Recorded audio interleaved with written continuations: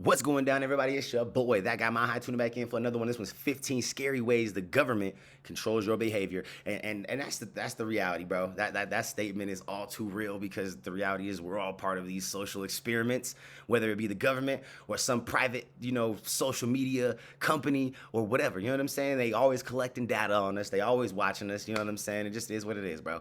You know what I'm saying? They probably watching us through this camera right now as I'm recording. They probably watching like, look at this motherfucker right here. You know? Anyways, man, y'all let me not keep talking. I'm gonna jump right into this. Let's go. Let go. Have you ever felt like your devices might be paying attention to you Yeah. and not the other way around? Do you ever notice security cameras and wonder if they're seeing anything at all?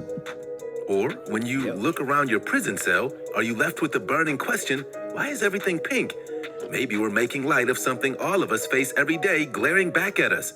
According to the U.S. Department of Agriculture, about 1.4 billion pounds of cheese is currently in cold storage. The possibility that a Government cheese. so-called big Look, brother is... that's that government cheese. You know what I'm saying? Like, I don't know if any of y'all know about that shit, but that shit's a real thing. Like, there really is a cold storage of fucking just abundances of cheese. And it's because the government had a deal in place with, I believe, like farmers and dairy producers and shit who make cheese to basically continue to buy the cheese from them at a specific price to keep the price of cheese up for the farmers and the dairy people or whatever, so that they could still make a living, but then to also be able to keep the prices of cheese low enough that the average consumer could still, have cheese. Like, it's a whole situation. But there's whole contracts and all sorts of things going on with the government cheese. You know what I'm saying? That's a real thing. It's not just government giving you money. No, there's real government cheese, motherfucker, like rolls and wheels of cheese. You know what I'm saying? watching us, studying us, controlling us. It's hard not to be a little afraid. 15 scary ways governments control your behavior. Let's see what they talking about. Let's see what shit they talking about. Number 15, fake children. A Canadian organization has taken a unique twist on the motorist's compulsion to stare at accidents by putting this so-called accident in front of the car. Drivers approach a large decal, that's a sticker, on the road that takes on the 2D image of a little girl chasing a ball. They have nicknamed her Pavement Patty. The fake child becomes realistic looking, intending for drivers to slow down and think about it for a second. Of course, it's hard to tell whether this will do more good than harm in practice, so the decal was tested in place for a week as officials observed changes in driver behavior around the little lady. In what sounds like a terrifying experience, the girl's elongated form appears to rise from the ground as cars approach, reaching 3D realism at around 100 feet, and then returning to 2D distortion once cars pass that ideal viewing distance.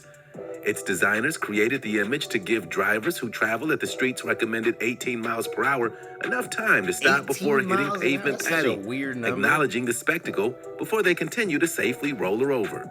As drivers, I feel like that's just as, like, me personally, but that looks so distracting. It looks just as distracting as if you were sitting there looking at an accident or somebody on the side of the road walking or whatever, you know what I'm saying? Or if a real kid, God forbid, was running across the street, like, it just looks way too just like freaky realistic, bro. The police monitored the fake girl's effects.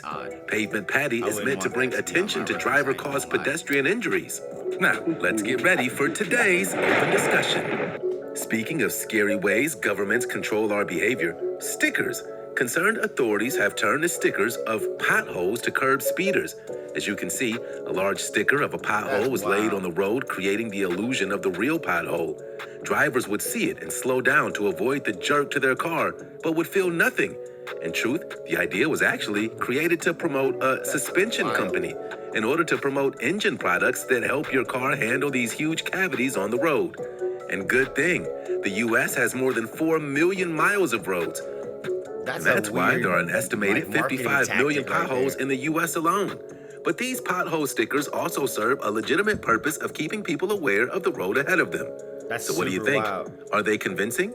What would you do if you seen that sticker? Like, and me personally, like, I feel like people, like, when I think of potholes, like, I know here in Colorado, people will, like, try to swerve around, like, big potholes or manholes that are, got, like, real deep, little, like, divots or whatever, because the road has been, like, paved over it so many times.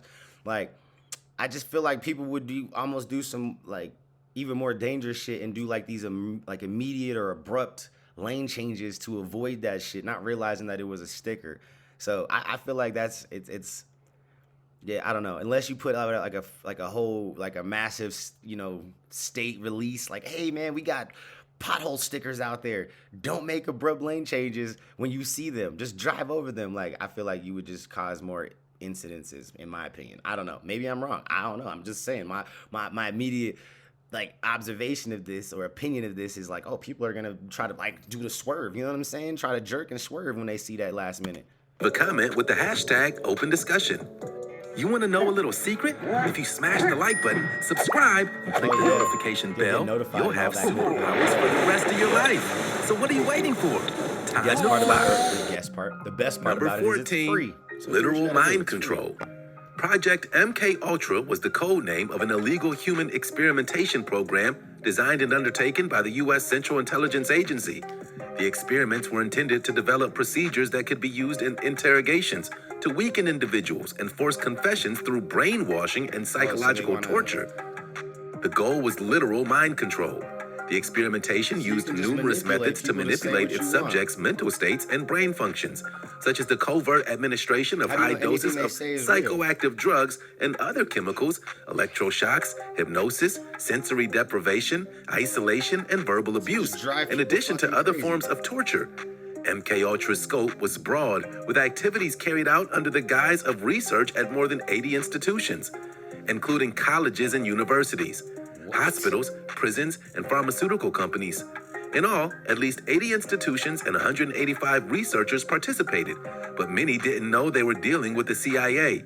The project was conducted in extreme secrecy because of ethical and legal questions surrounding the program. You see what I said? I was like, you could basically force confessions out of people, bro. Like, how do you know that what they're saying in these altered states is actually facts, or factual in any way? Like, because you got to deal with people who are just gonna say what you want to hear because they don't want to be punished.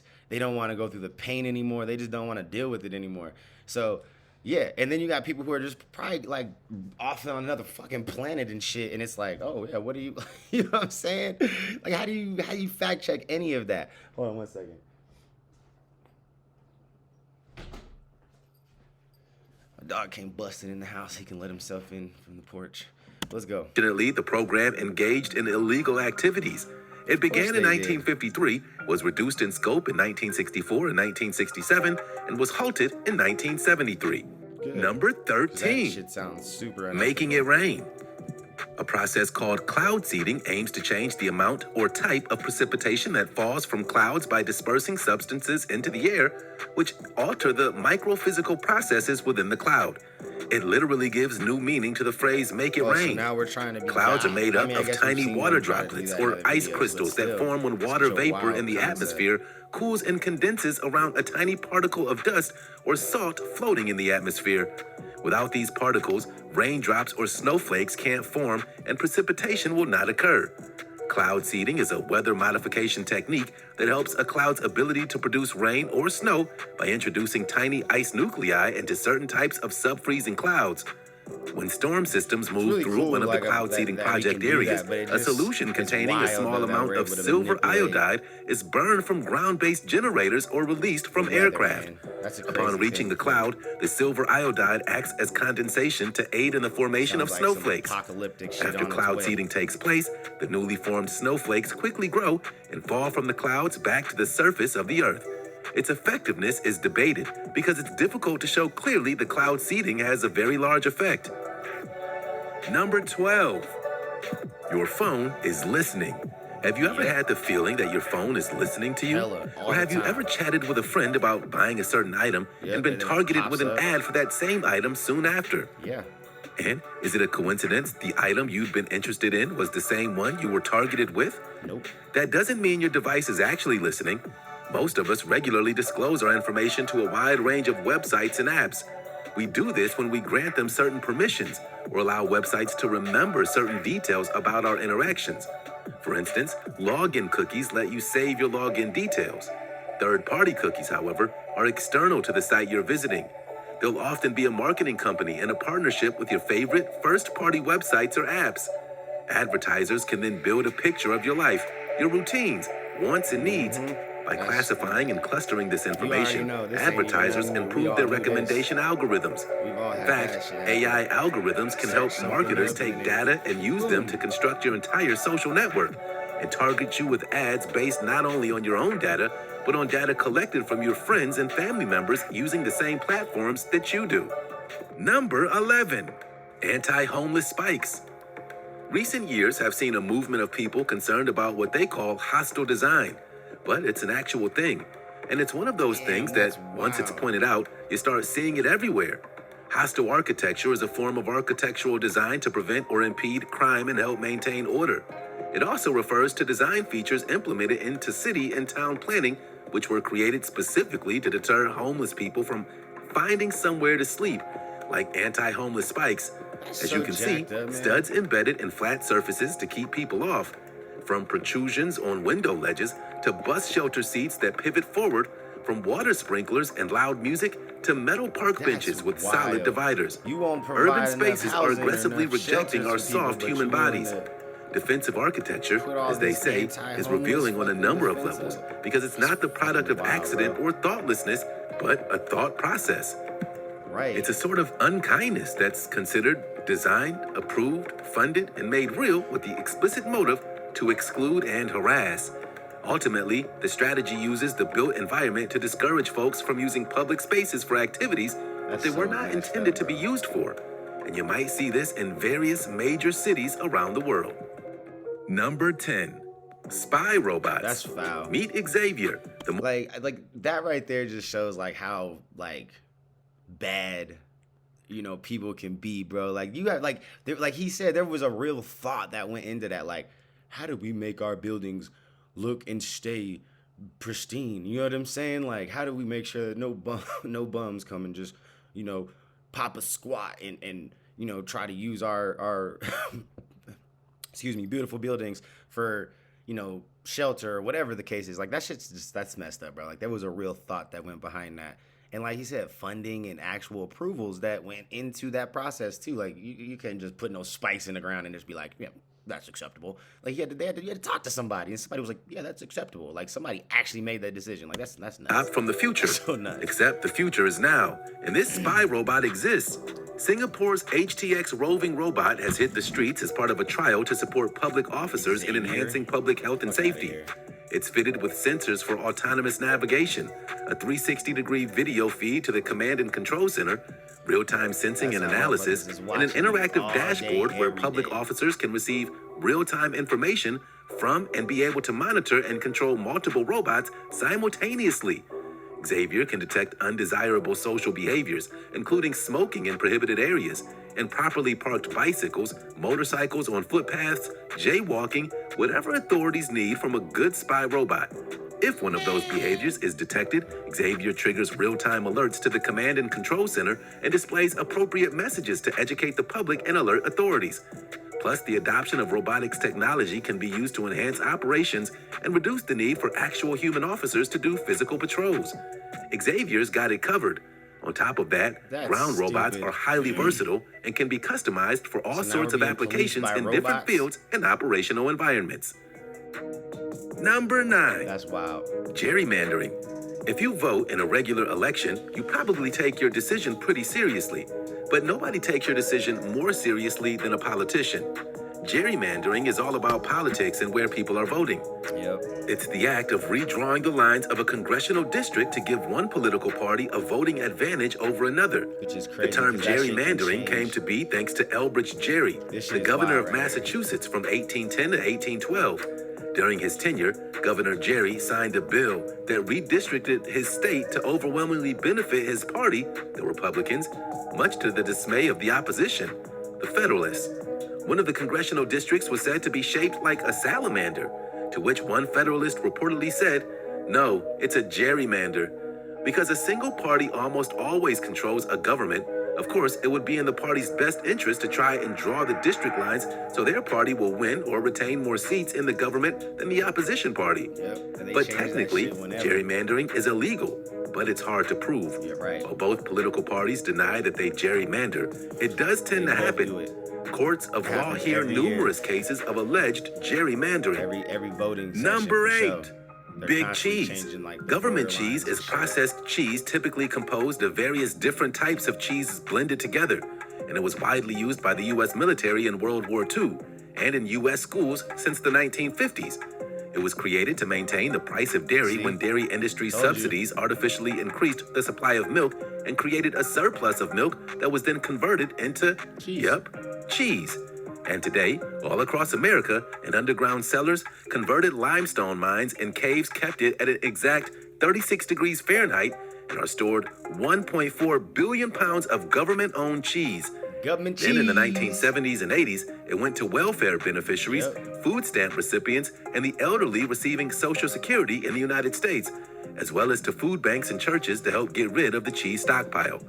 But U.S. government cheese goes on, and recently the government decided to distribute approximately 11 million pounds of cheese worth $20 million to give aid to food banks and food pantries from across the United States.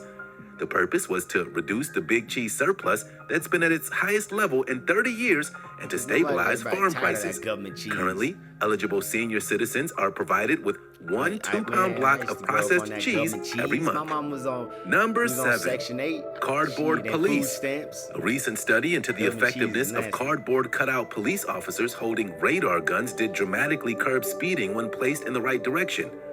Who knew law enforcement could be this easy? In a weird way, cardboard police officers are kind of like a scarecrow for bad drivers.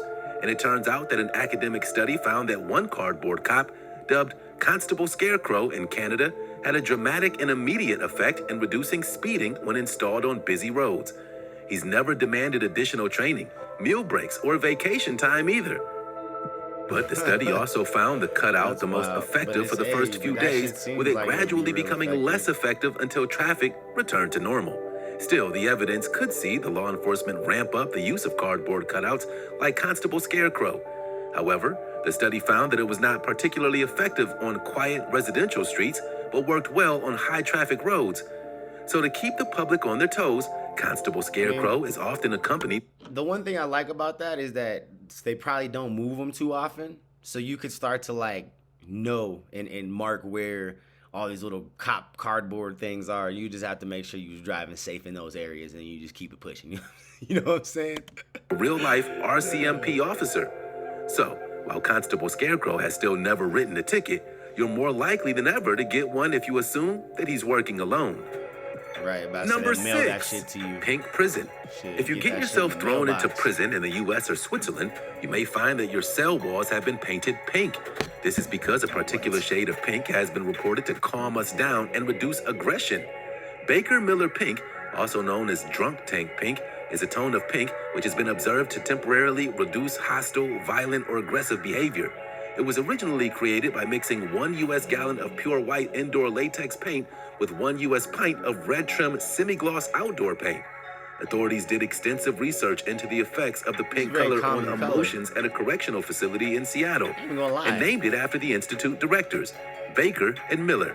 Inmates were put into the pink cells for 15 minutes at a time in the hope that the color would somehow pacify them. After 9 months, the facility reported no incidents of erratic or violent behavior among these prisoners. The experiment was declared a success. A number of prisons across the U.S. subsequently painted their cells Baker Miller pink, hoping to replicate its interesting calming concept. effect. These included jails in South Carolina, Texas, Arizona, and Washington State, plus a juvenile detention center in California. They say Baker Miller pink is the only color scientifically proven to calm people.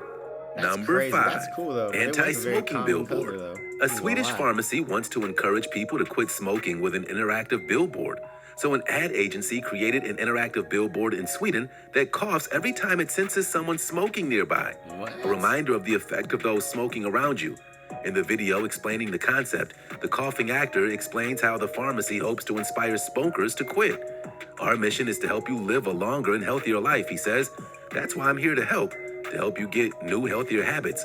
The people behind the billboard, which is situated in Stockholm, even filmed smokers over the course of the campaign.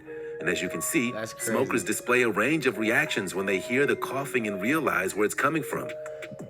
While it's too early to see the campaign's impact on it's a product cool sales, little the concept. campaign did go viral. The online video shows passerby being surprised by the ad when they smoke near it, which has been viewed by millions online.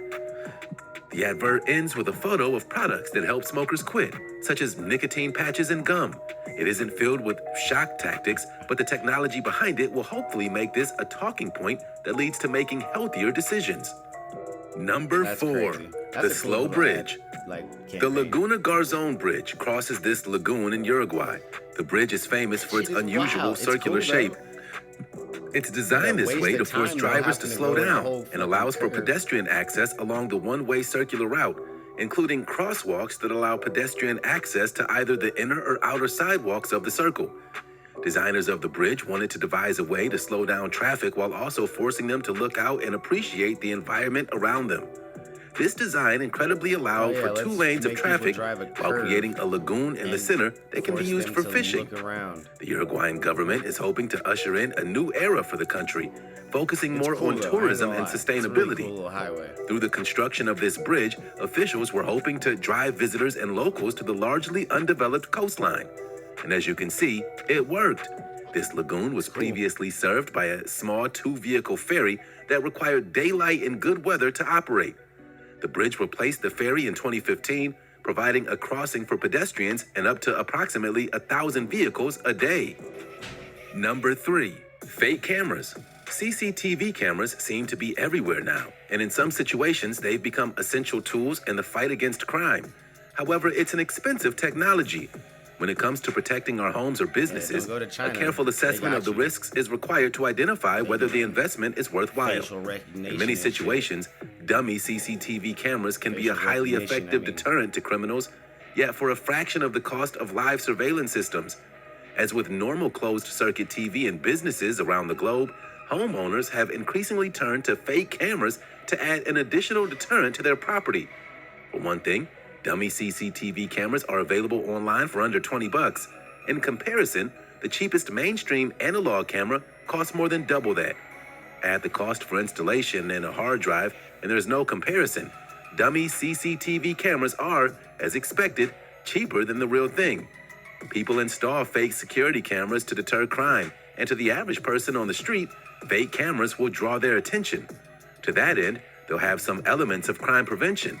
That shit Plus, look fake security terrible right cameras there. That's a are terrible easy to quality install. Number 2, the anti-bench. Is it a modern reinterpretation of the anti-bench? park bench for an urban setting? Oh, because they're The jury is snapping. out. It's, however, a bench designed to deter people from sleeping, skateboarding, and engaging in activities generally not allowed in most public spaces. It's known as the Camden bench, and its surface discourages any activity but sitting. It contains no crevices or hiding places. Its surface repels paint, and it weighs 2 tons. The result has been called a masterpiece of unpleasant design. Yeah, that shit is Yet, the ugly. London, England borough of Camden has attracted some major disapproval with this bench design. It's an example of hostile architecture.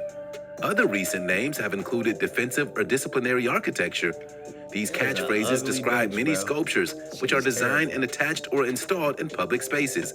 It's designed specifically to influence the behavior of the public by restricting undesirable behavior. Call it what you want, critics have said that it's oppressive to the homeless.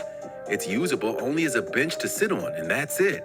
It's a lump of angular concrete with just enough shape to suggest it might be a bench, but has none of the normal indicators that it is indeed a That shit bench. is terrible. So some They people are like- don't know what to use it for. The hostile nature Number 1, of like crosswalk governments placebo. and homeless Have you ever people, pressed like, the pedestrian such a button at a weird crosswalk thing and to wondered me. if it really worked? Or hit So the closed odd. door button in an elevator while suspecting that it may, in fact, have no effect whatsoever? You're not alone, and you might be right. The world is full of buttons that don't actually do anything. They're Facts. sometimes called placebo buttons. Buttons that are mechanically sound and can be pushed but provide no functionality. Like placebo pills, however, these buttons may still serve a purpose. They do have a psychological effect. Taking certain actions leads people to feel a sense of comfort over a situation, you telling and that me- feels good, rather than just being a passive bystander. Are you telling me that the whole time that I've been trying to cross streets and pressing buttons to cross streets that it's doing absolutely fucking nothing? You telling me these are placebo buttons that it's just you just cross when they tell you that it's okay to cross, not because you pressed the button to alert them that you was sitting there? Oh, bruh, my whole fucking the world is falling in on me. Bruh, what the? I don't know if I like this. For right example, now. in New York City, they say only about 100 of the 1,000 crosswalk buttons actually function. What? Crosswalk signals were generally installed before congestion had You said, hold on. He said what? psychological effect. Taking certain actions leads people to feel a sense of comfort over a situation, and that feels good, rather than just being a passive bystander. For example, in New York City, they say only about 100 of the 1,000 crosswalk buttons 100 of 1,000. So 1 out of 10 is an actual fucking button. The other 9, you just pressing for the sake of your brain being satisfied and you feeling content. My whole world just fucking collapsed on me, bro. I don't even know what's real, what's fake. Is this reality? What's going on? I don't understand, bro. This whole time, I've been living my whole fucking life a lie. I've been thinking that those buttons actually did some shit. They don't do anything. What the? Oh, that's some bullshit, bro. actually function. That's some Crosswalk bullshit. signals were generally Oh my installed God, before bro. congestion had reached today's levels. And over time, they started to interfere with the complex coordination of traffic lights. But while their function was taken over by more advanced systems, the physical buttons were often kept rather than being replaced at further expense. So why do we keep pushing the darn buttons? The crosswalk eventually flashes walk and the elevator door eventually closes. We do it because it actually makes us feel better. But before you go off complaining about the government controlling our every move, remember, most of these techniques and practices were designed to keep us safe or improve our quality of life. But you're in control now. Like and subscribe to this channel. Bro, that shit just blew my mind. Everything up until that point was just like, oh man, that's crazy. That's wild. Like, you know, dang. You know, it was just like, you know what I'm saying? It was just like, that's just us getting fed information until the last one. It just blew my mind. It was too real. It was too relatable. We all have pressed crosswalk buttons a bajillion times. Okay? Let's just be honest about it. We've all pressed it a bajillion times. And to know that like probably 98% of those times you pressed it, it meant nothing. You really weren't doing shit but satisfying your inner need to press a button. Oh, bruh. This is why fidget toys are such a thing. We just like to press shit and spin things and shit. Like, oh man, we are so simple. We are such a simple species. It's so complex at the same time. Oh man. Anyways, man, y'all let me know what y'all thought about that down in the comments below. The very last one, there's no debate. The last one, mind blowing. Okay, simple as that. All right, man. I'll catch you on the next one. Peace.